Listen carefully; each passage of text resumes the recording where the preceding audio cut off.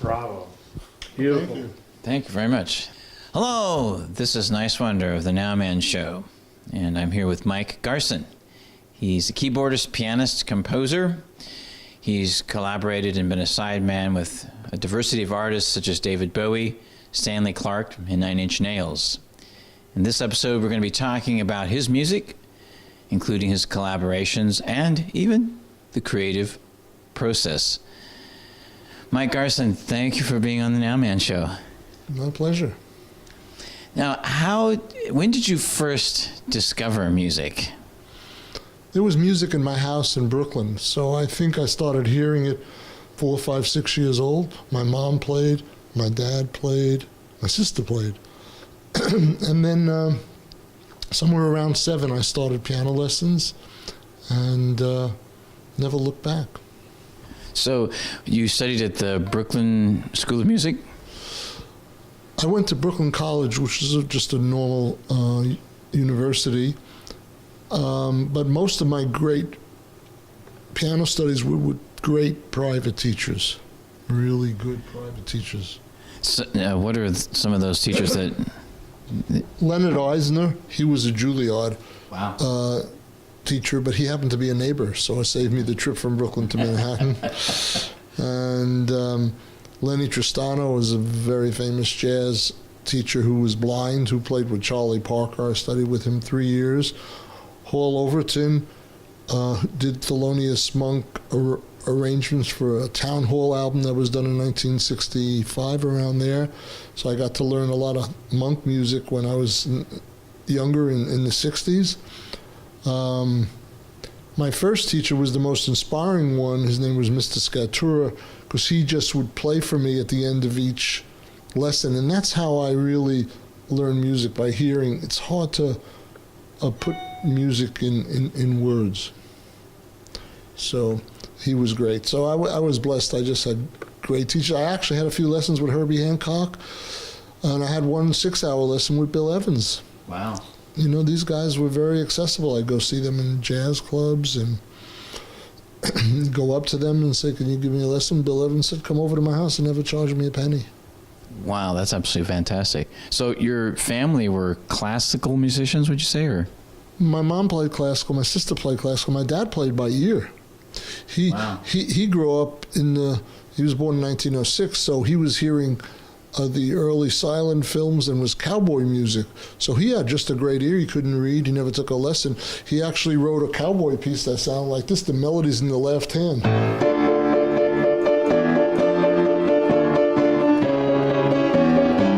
I mean, it's just amazing how he came up with that. And he taught it to me when I was 12 or 13. For 5 years, I'm studying all this piano playing, and I couldn't do what he did by ear. So I think I got a lot from him. That's amazing. What was the first piece of music that really inspired you, would you say? I think when I was 11, I learned Fer-Elise, this one. But then I also learned the Moonlight Sonata. And then when I was 12, my mother offered me $15, which was a lot then, to learn Liszt's Hungarian Rhapsody number 2, this one. So I learned that. It made $15. I played it very sloppy, but at least I learned it. And I think the first time I heard that was in a Bugs Bunny cartoon or something. That's right, they're doing this. Those guys knew what to use in those cartoons, and some of the great composers were, they wrote for cartoon. I knew some of those people. They were much older when I got to meet them in the 20s and 30s, when I was 20 or 30 years old, but they were 70 or 80 then, and they wrote great music. When you're writing for cartoons, you're all over the place. Exactly. That kind of thing. So your music developed and evolved over time. What after classical, where did you go from there? So I played classical from 7 to 14. Then I heard Errol Garner, Dave Brubeck, Andre Previn. And 1960, I think I was 15, I heard the Brubeck thing.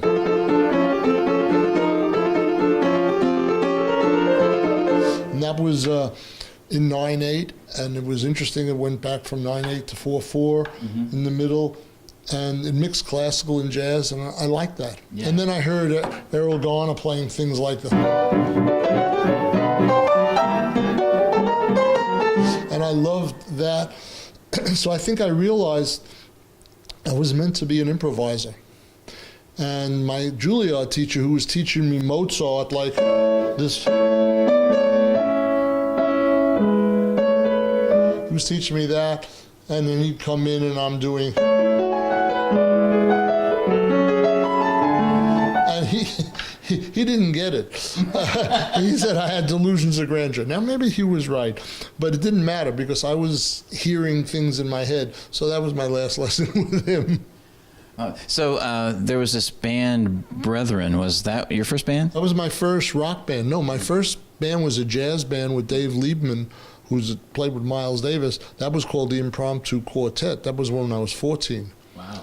And we used to play weddings and bar mitzvahs and little jazz gigs. We had Larry Coryell in the band and Randy Brecker, and we had Bob Moses on drums.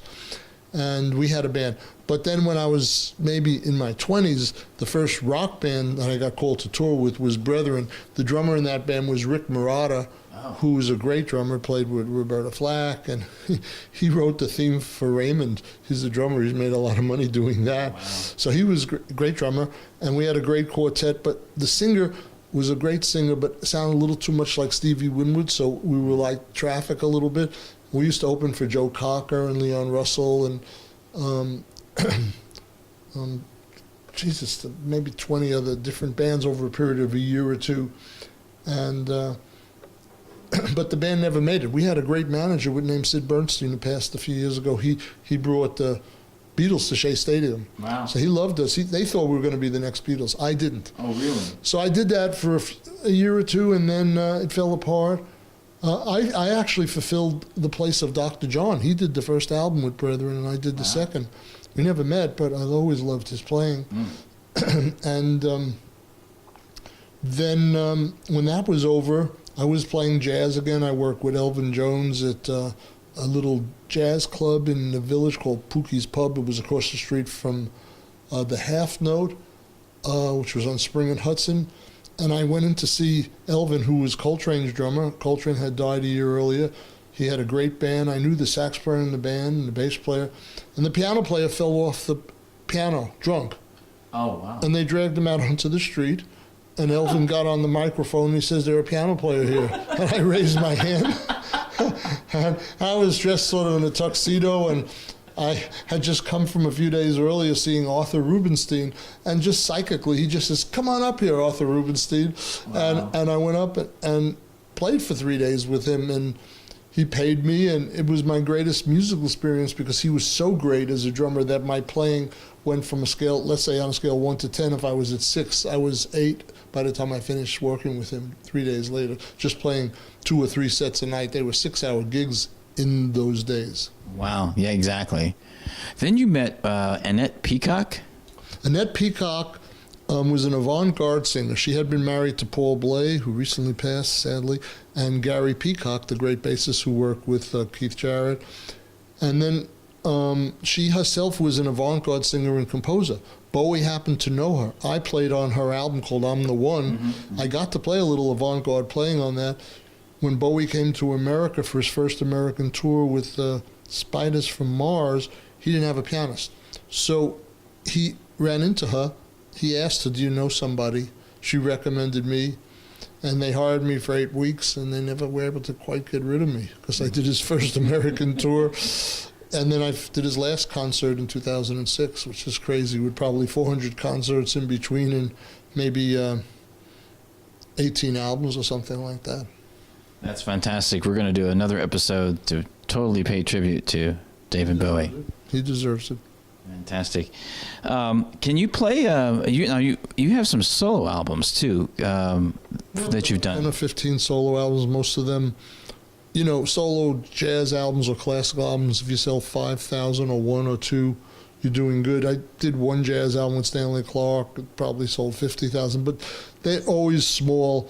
But they're around, and eventually I'll put them all up on YouTube. What were you thinking?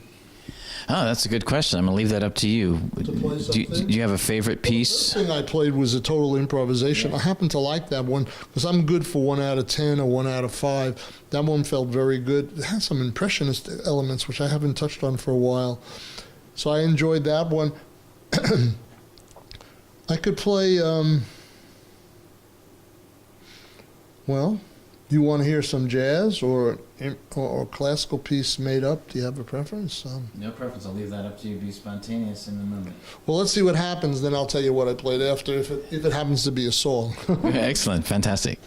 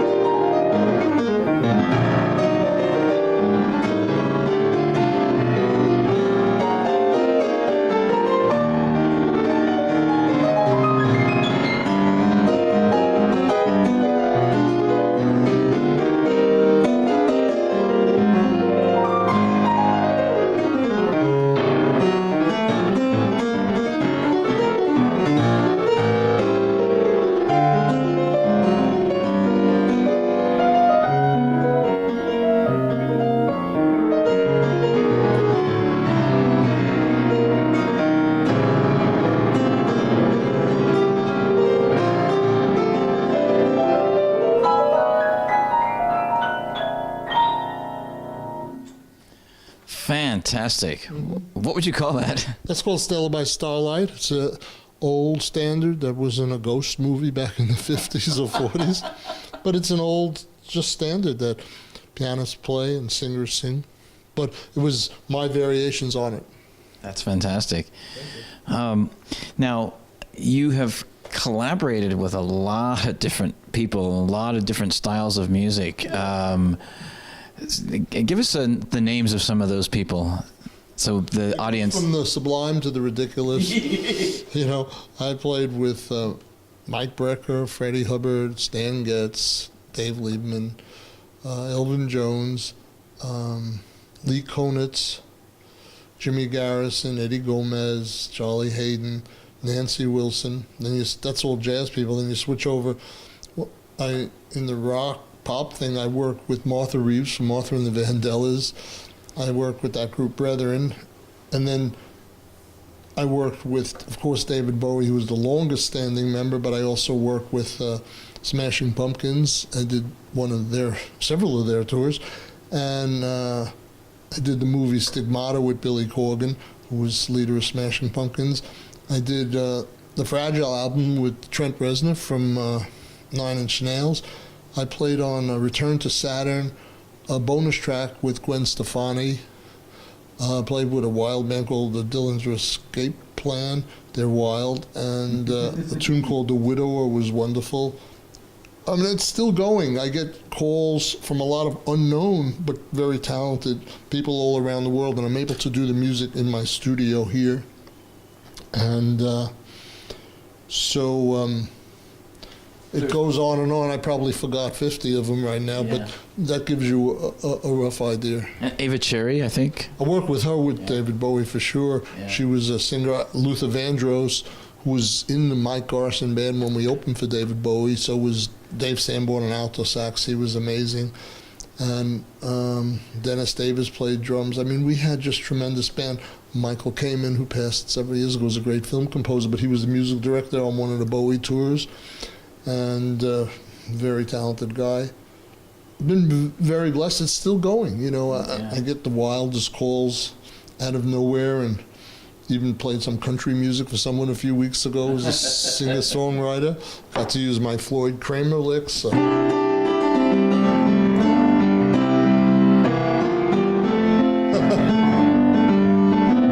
I got to do that, and probably forgetting.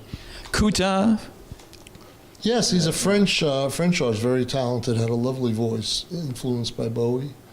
And Hote, who is a Japanese artist. I'm forgetting. Chris McKay and his Critical Thinking. That's another group. I played with them. They're like an Athens, Georgia group, right? Yeah, I played with them. And who else? Sleepyard. Did that. These are some of the ones that are a little less known, but they had something to say musically, you know? And it's endless. I just got a call. I'm going to do a session next month with a guy who was from Martyn LeNoble or something like that. He played with Porno for Pyros or something like that. And that's Perry Farrell. Perry Farrell's band was Porno for Pyros. So this was the bassist, and now he's got some things, so I'm going to do some stuff with him. The craziest thing is I did the Liberace TV movie. Oh, you did? And I played all the piano parts after he passed. This is back in the 80s. It was an ABC Special of the Week, so I had to learn all things that he did, Clair de Lune and Tchaikovsky Piano Concerto. And that was a very humbling period because I always thought of him as more commercial, and I wasn't a big fan of his as a jazz musician. But when I grew up as a kid at 7, 8, 9 years old, he had a TV show, and I would see it in the afternoon at 1 p.m., and he was actually great, and I liked him then. So it was only when I got the jazz mentality that I dismissed him. But when I had to learn his music, it was very humbling because it was hard. Yeah, exactly. He was a great entertainer too. See, that's where some people get distracted, is that they can be a great artist and musician, but they have to entertain. That's their job. Well, he certainly influenced Elton John and Bowie. Mm-hmm. He was the highest paid act in Vegas when I was working there back in the 70s. Phenomenal. And there's also photographer Alex Boyd. Who is this guy? He's a lovely guy. He's a very good photographer. He just called me. He was a big Pumpkins fan. He called me 10, 15 years ago, and he asked if he could create a MySpace site for me, and he just helped me.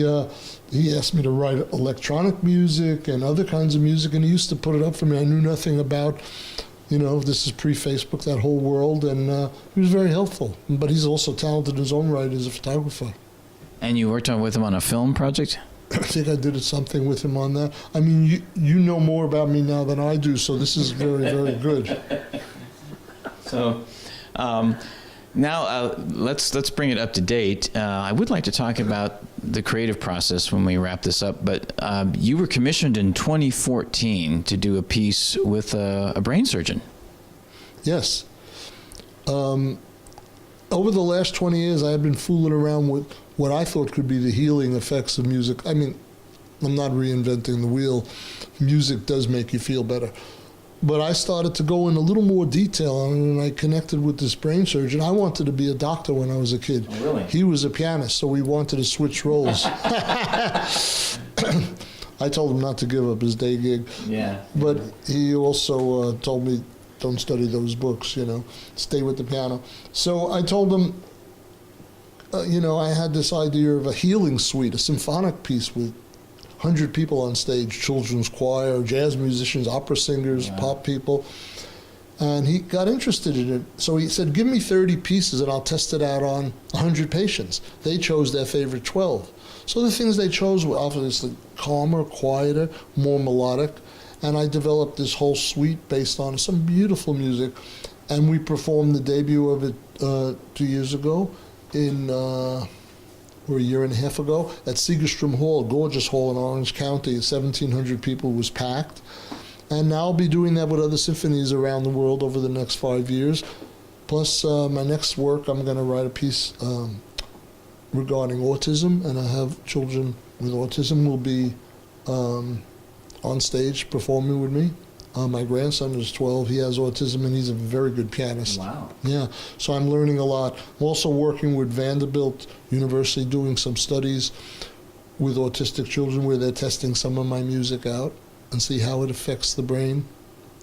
Because they think there's some synchronization that's off between their eyes and their ear, and they're hoping that my music or other music, whatever, tends to bring that together. So I'm very interested in that, and very dedicated to it. So I believe that'll probably be half of the things I do.